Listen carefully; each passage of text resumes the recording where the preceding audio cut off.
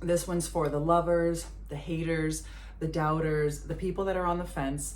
This is for you.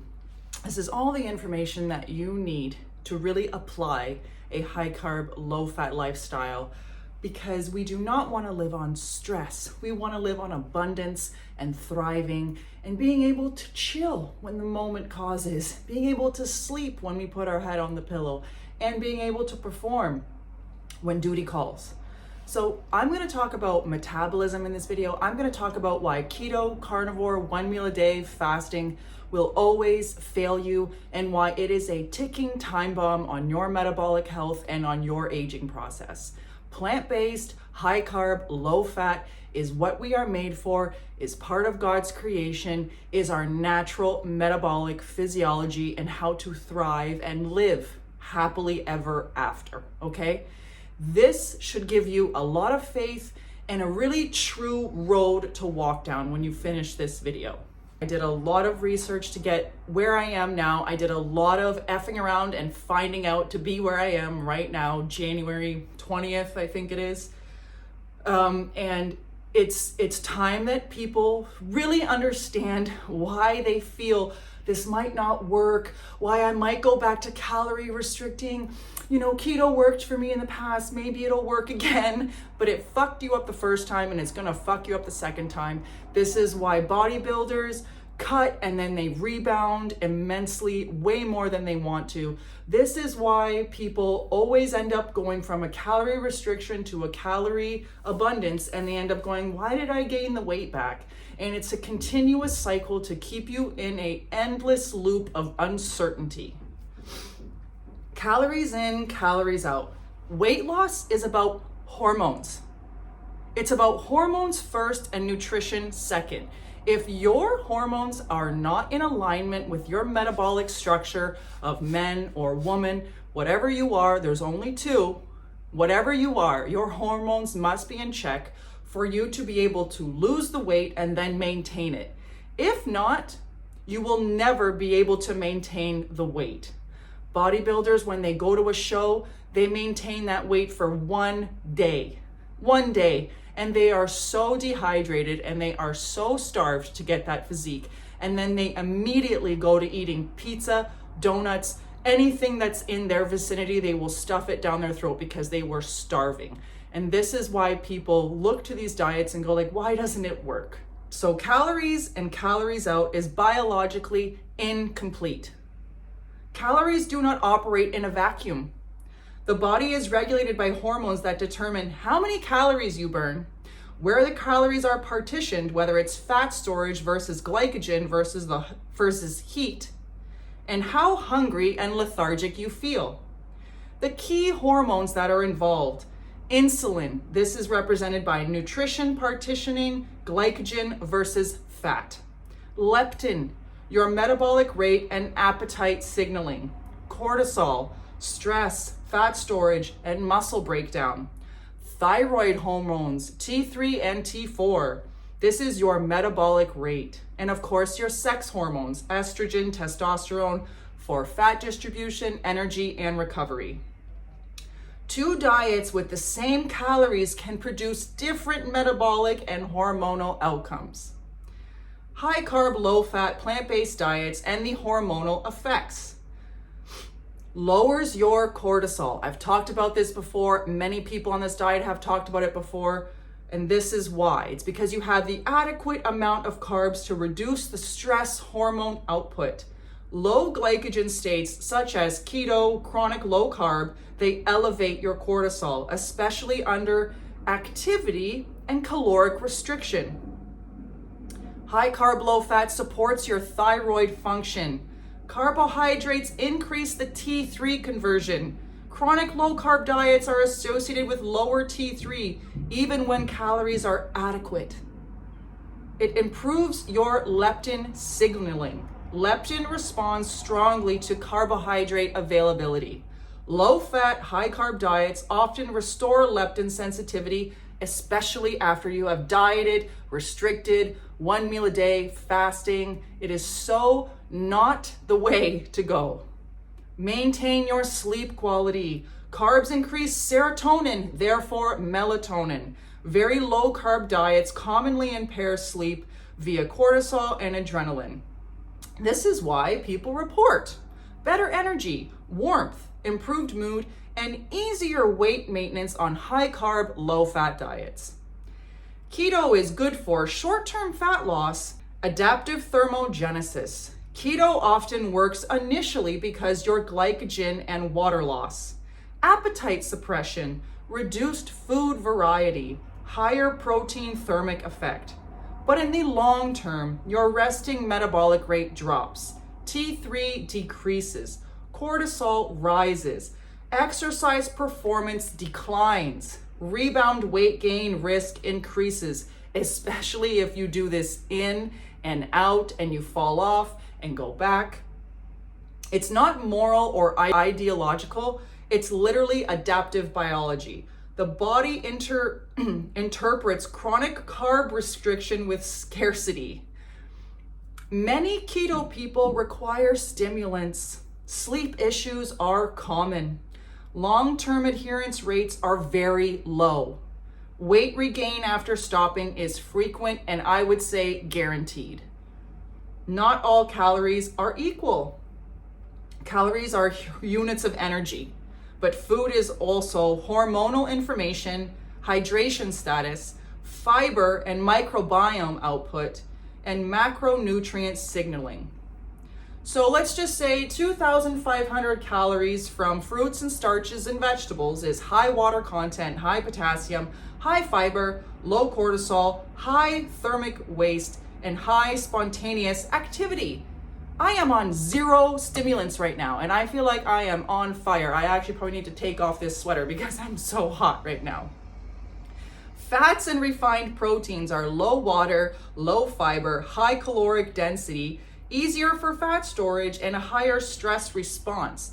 And I would also add to that it builds up an unhealthy gut microbiome. So the people that are struggling from doing constant calorie restriction, fasting, 1 meal a day, keto type, carnivore style diets have the wrong gut microbiome. And this needs to be changed by the way that you eat. And it's gonna start slowly. And I would say it has to do with starches first, sugars second. You need to adapt to this.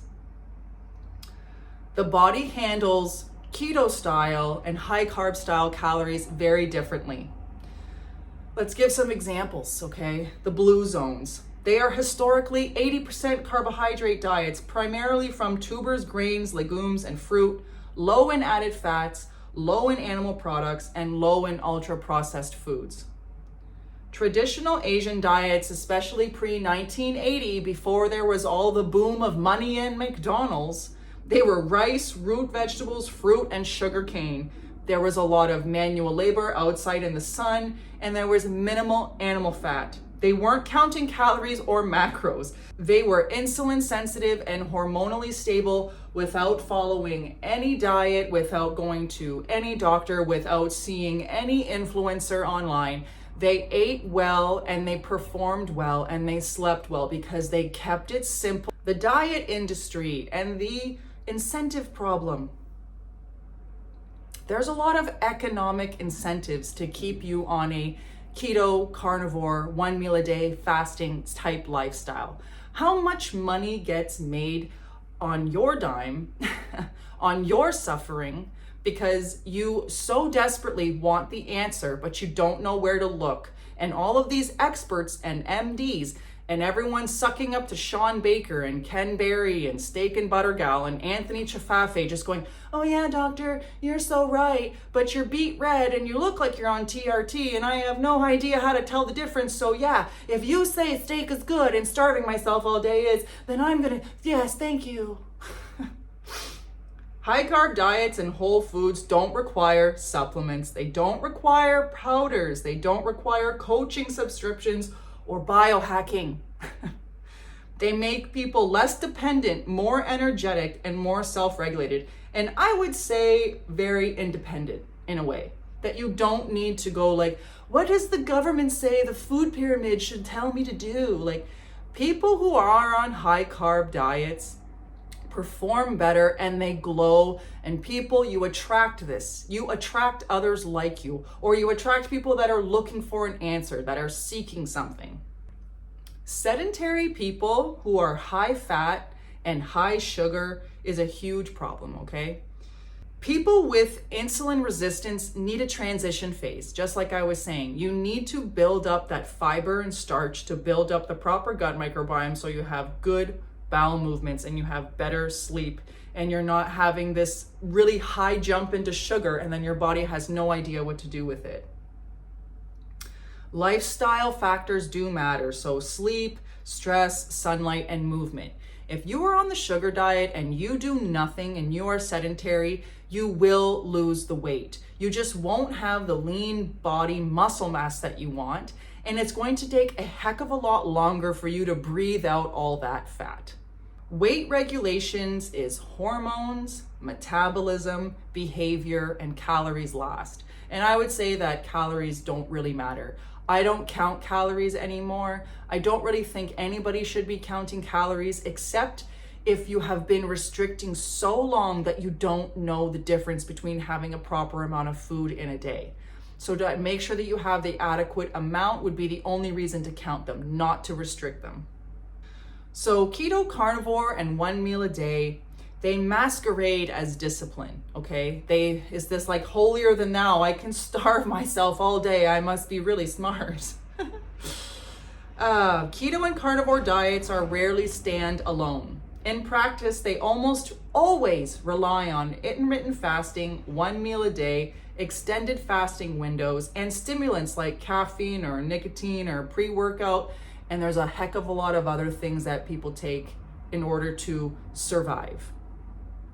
Fat and protein are poor at sustaining a stable blood glucose, especially in active and lean individuals. So if you're on keto, carnivore, and then you're also working out and you're also going to work and you're also not sleeping that great and you're also not getting enough sunlight and you're taking all of these extra supplements like your K2s and your MCT oil and whatever else that you're doing, you're just like depleting your body from any kind of happiness and any kind of stable mood that you would have on a high carb, low fat type diet of abundance that is plant-based. That's high in fiber, high in potassium.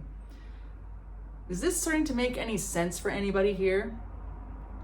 When carbs are absent, the body raises cortisol and adrenaline and glucagon. Blood glucose is maintained via gluconeogenesis.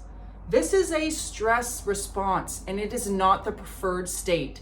So you will survive on keto, carnivore, and 1 meal a day, but you will not thrive. And people who tell themselves that they are thriving have lost the actual vision of what it is to be a man or a woman. And most of these people, I would argue, on keto, carnivore, are very evolution-based type people that don't believe in God's creation, and they're reading Richard Dawkins and they think that we came from gorillas and stuff like this.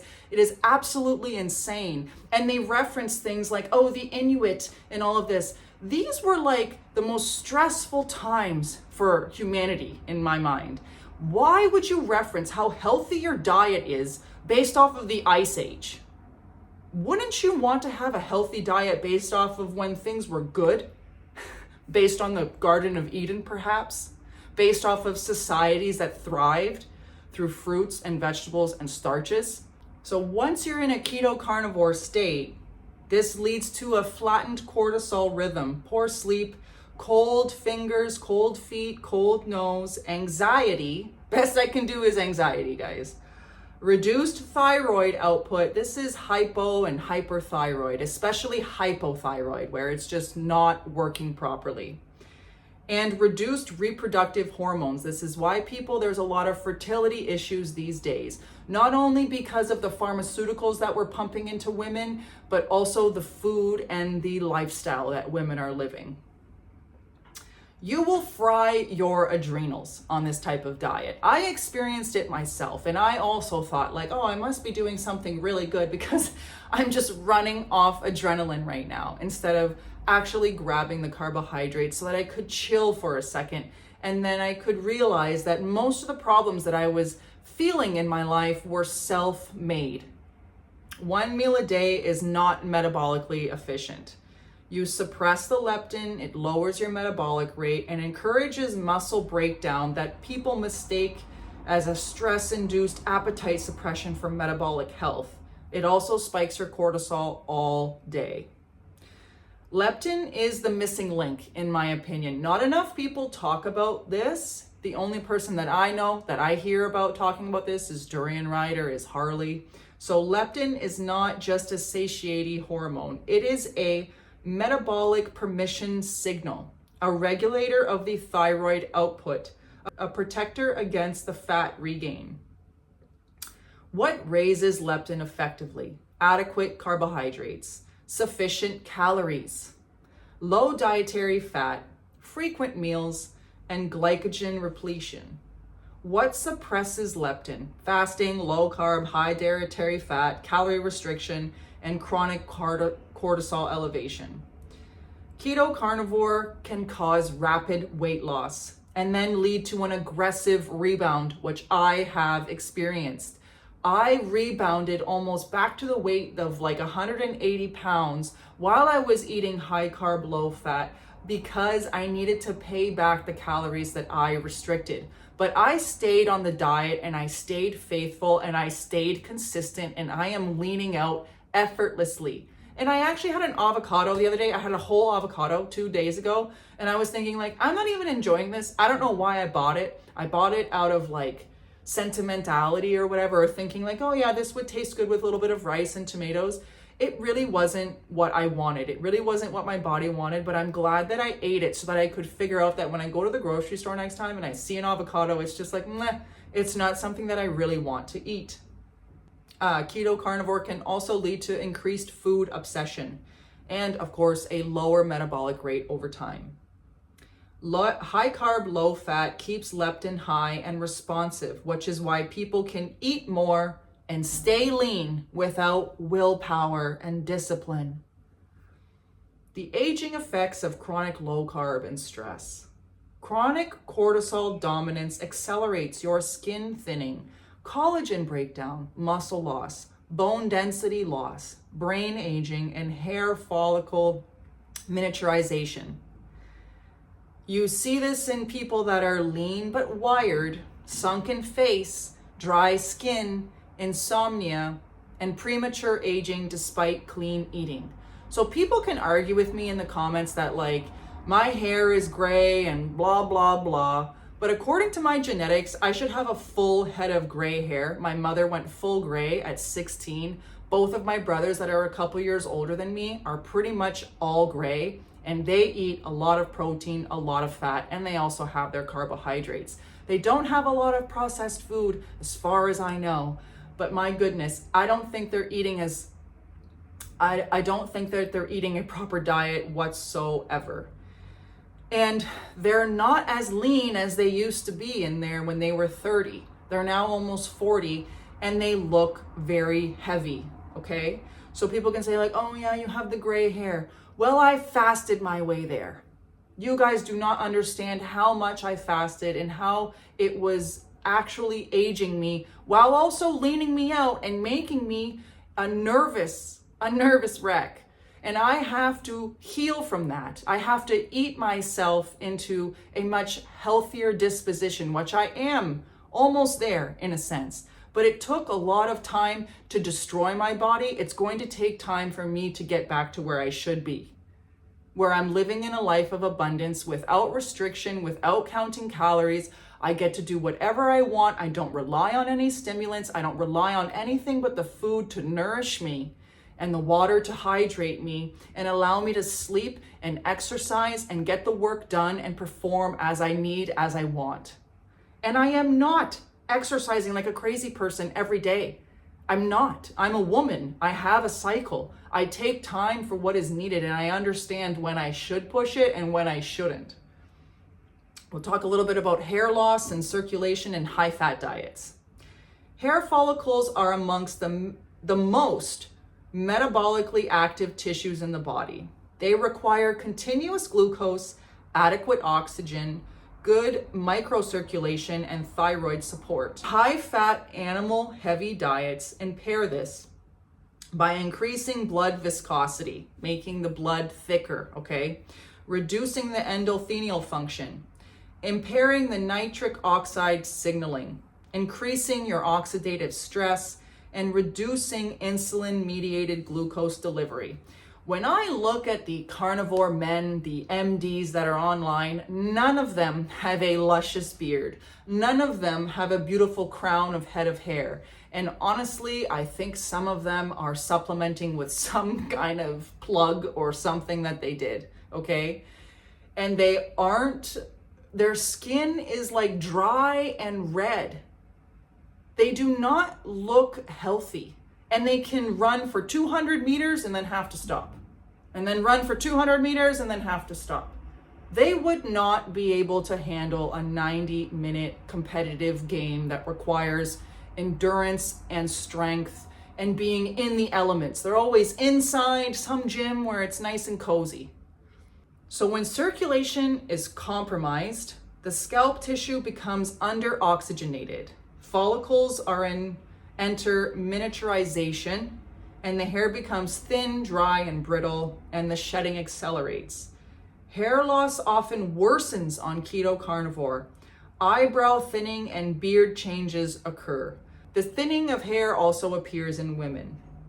High carb, low fat improves your blood flow. Therefore, your hair is in good shape. There is better oxygen delivery and glucose availability, keeping the hair follicles metabolically alive, and they're not merely surviving, holding on to their last breath, literally. So our hormones come first when it comes to having a proper diet. You need to make sure that you can handle what's coming at you. If your hormones are in check, the diet will fix itself.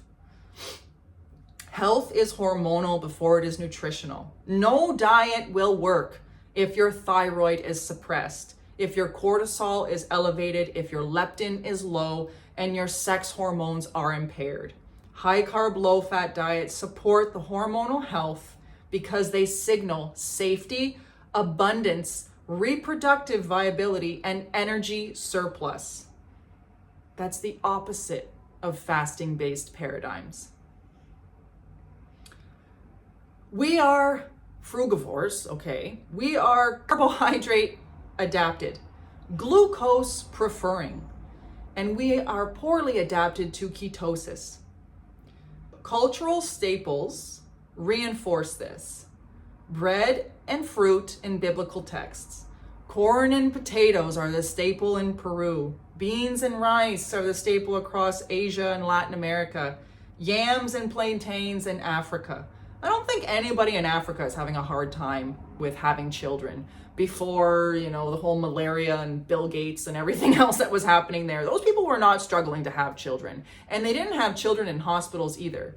I think the book is called The Miracle Child, and it really outlines the difference between how we give birth in America and how they give birth in Africa. And those women literally squat down in a in a bit of hay that they gathered. They have their child, they latch him on, and good to go, back to work. In America, you're under these blue lights, they cut the umbilical cord too quick, they weigh you on a metal scale, they inject you with God knows what, they wipe all of the stuff off you, they take the placenta away. There are just so many practices that are wrong, and they have, in America, there's a higher rate of children, of mortality, than there is in these countries that are, farm-like countries. So basically, the high carb foods, they fuel labor, sustain fertility, and maintain leanness and support longevity. They don't have the same diseases that we do in the modern world, okay? Animal foods were very seasonal, scarce, and never the metabolic foundation, and they were very supplemental, like very, okay, since we're in between seasons and, the things are not quite ripe or the harvest is not quite ready, then I guess we'll have to supplement with a little bit of milk or something. This was not the staple. This is not what they gravitated towards. So you choose what kind of metabolism you want. Do you want to run on stress, or do you want to run on nourishment, and abundance. You choose. You can continue doing keto carnivore and telling yourself it's the right thing. You can say, oh, Lauren, there's no vegans that are long-term and blah, blah, blah, blah, blah. You guys are starting to do the coping mechanism. You're not really doing the research yourself, and you're not applying and approaching this in a way that you can actually find out on your own. You're not really committing to it. You don't have any faith in yourself or your own physiology, and you're just hoping that the protein bros are gonna come coddle you and tell you, yes sir, buy my program and everything's gonna be okay. So when you're on keto carnivore, you rely on stress. You suppress your appetite often, and you age the system, okay? High carb, low fat, whole food diets restore the hormone signaling, support leptin and thyroid, and allow effortless maintenance. And I'm getting to that point where it's like, I don't really have to think about what's happening. I don't have to worry about like, oh, am I gonna start gaining weight? Like, oh, maybe I should restrict my calories, and oh, I should stay away from that sugar. Never ever will I ever talk like that again to myself, because it is just so unrealistic, and it is so far from what it is to be a man or a woman. We are not keto carnivore by nature. We are not primal and ancestral and booga booga. I'm gonna go get these animals and hunt with my spear, okay? Ancestral humans preferred carbohydrates whenever available. They ate the fruit, they ate the tubers, the honey, the roots, and the seasonal starches. They used animal foods as an opportunity. They weren't continuous. It was like, all right, there's nothing else right now, but I know that there's going to be more carbohydrates soon, so we have to survive somehow. So let's use what we have available to us, because it's God-given. You only entered ketosis because it was scarcity, winter, or famine. It wasn't because you wanted to lose weight and feel great and go to your freaking CrossFit gym or whatever you're doing. The primal folks miss that human brains run on glucose. Your thyroid function declines in chronic ketosis. Reproductive hormones drop in low carb environments.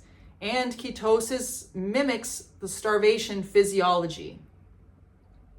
If humans were meant to live in ketosis, we wouldn't suppress the thyroid hormone, the T3 hormone, without carbs, which we do. If we lose the carbs, T3 goes down.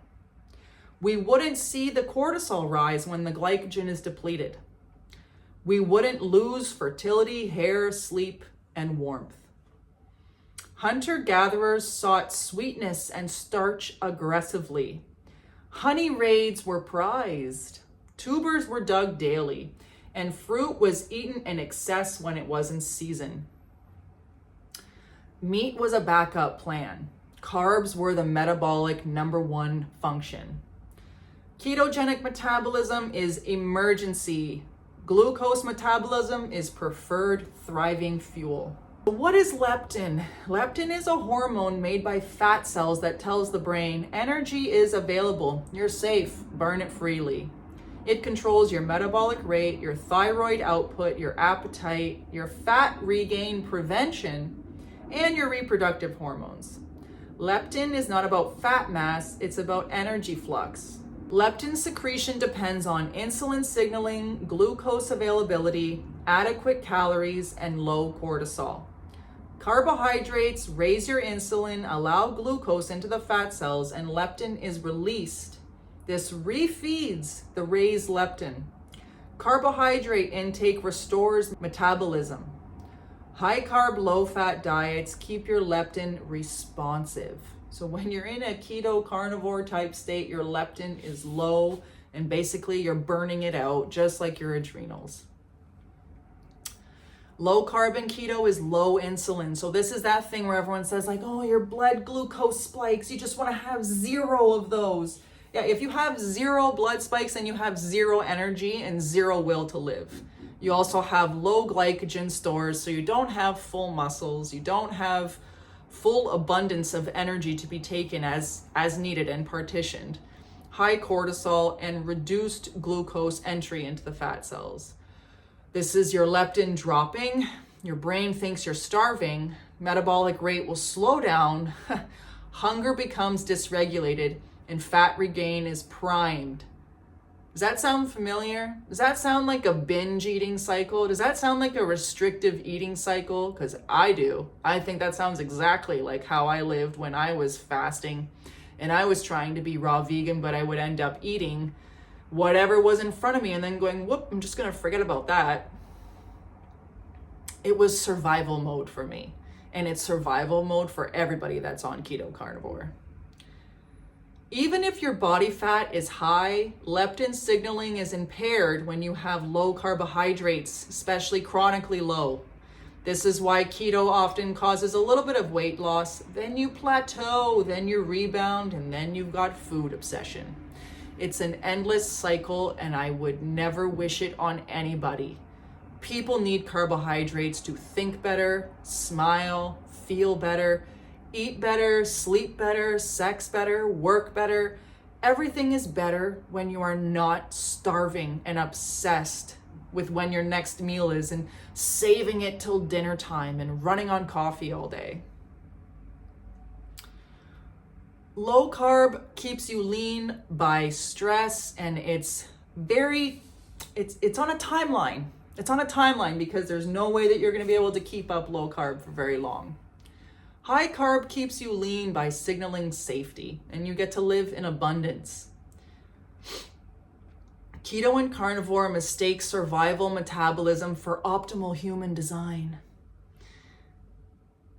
Scientific research consistently shows that long-term human thriving aligns with high carbohydrate intake, low saturated fat, plant-dominant whole foods, stable glucose availability, and low stress hormone output.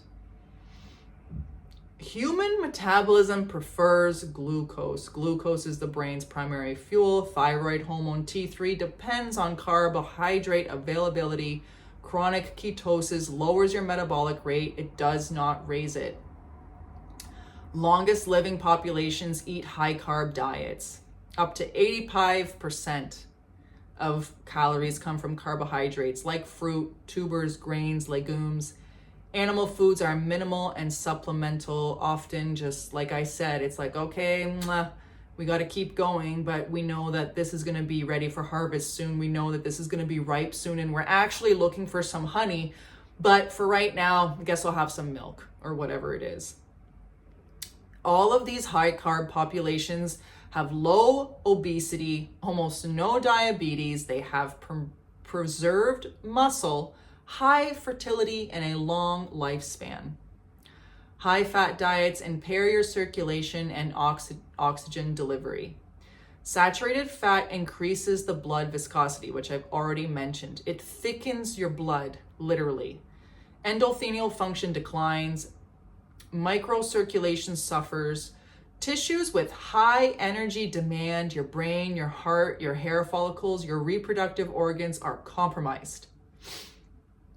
Low-fat plant-based diets improve your insulin sensitivity. Look up Harold Hemsworth, look up Dr. Kempner, look up Dr. Esselstyn, look up Dr. Pritikin, look up Dr. Peter Rogers. It's just time and time again, we have been told these things and people still want to reject it because the protein bros said so. Your metabolic rate stays high without stimulants when you're on high carb, low fat. Your leptin signaling remains intact. Keto and carnivore rely on you being stressed out and cortisol. Appetite suppression comes from stress hormones. Fasting 1 meal a day and carb restriction elevate your cortisol. Chronic cortisol accelerates aging, hair loss, sleep disruption, and hormonal decline. This is not an optimization diet. It is literally you managing stress every single day. High carb, low fat by design. From an anatomical and ecological standpoint, we lack the carnivore teeth. We lack the short, acidic digestive tracts. Our digestive tract is so long compared to a carnivore's. Look it up. We lack the ability to remain in ketosis without stress hormones. We require continuous glucose for optimal brain and hormonal function. Our physiology is built for fruits, vegetables, tubers, grains, and legumes. In other words, sugar. Animal foods were a fallback, not the metabolic anchor. From the very beginning, and the foundation of human nourishment was not flesh, it was plants. I have given you every seed-bearing plant and every tree that has fruit with seed in it.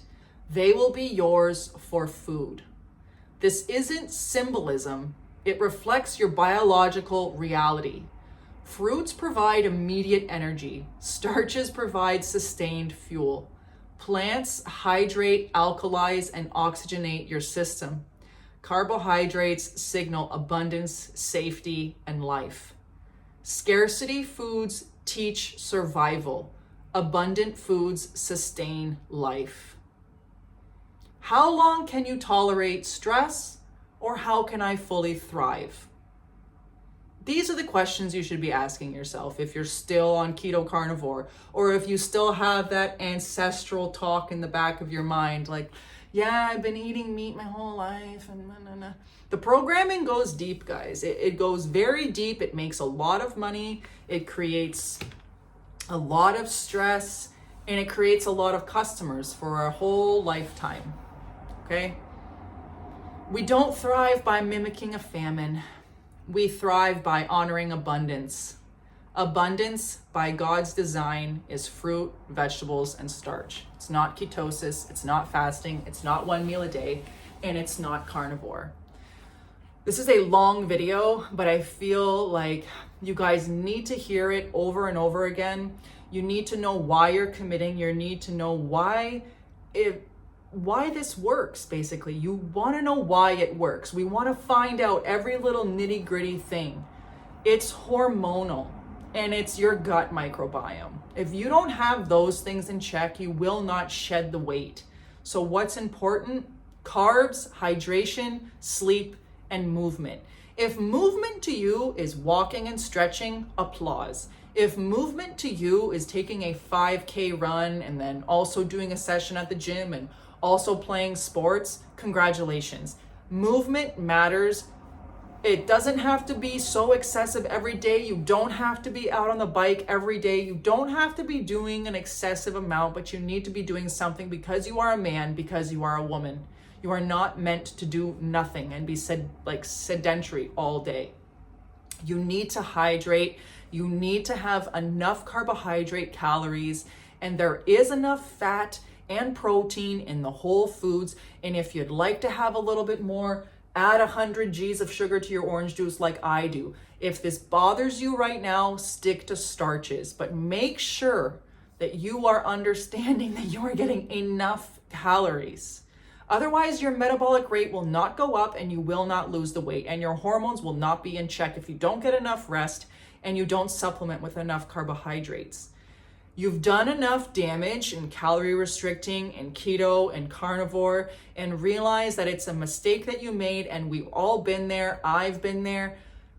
It's okay. But going forward, you have to be consistent, and you have to have faith in what your actual physiology is and what you are made by God's design. We did not evolve from monkeys. We are not this evolution species or whatever that people think that we are. And we are not these booga booga ice age Inuit people. Like we shouldn't be basing our diet off of the worst historical accounts of human beings. We should be looking to the most intelligent, most well-read, well-exercised, well-slept, the ones that are not prioritizing the lust and greed and gluttony and wrath and all of these things. We should really look to the other side. So carb up, get enough sleep, hydrate, work on getting the exercise in, work on getting some sort of movement in, because that is what you are built for, and you will thrive. And it will take time depending on how much you've already crashed your metabolism and how much you've adjusted your hormones to run off of stress. It's up to you. I'm just giving you some information to give you some sort of motivation and to go like, yeah, this is the way. So thank you so much for watching, and I will see you in the next one.